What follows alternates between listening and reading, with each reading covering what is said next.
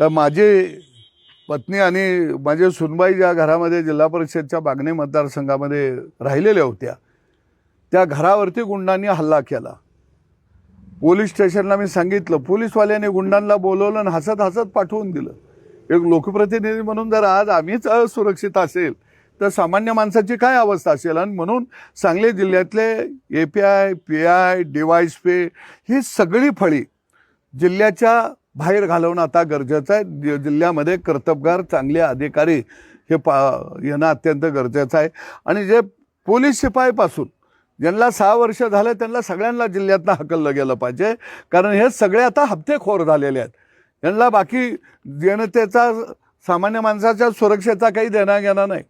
यांना अंमली पदार्थ कुठं कुठं आहे, कोण कोण विक्री करतोय, मटकं आटकं जुगार कुठं चालले ते हे सगळे फक्त हप्ते गोळा करायला लागलेले आहेत. ह्यांच्या मागं दुसरं काही काम नाही, उरलंच नाही.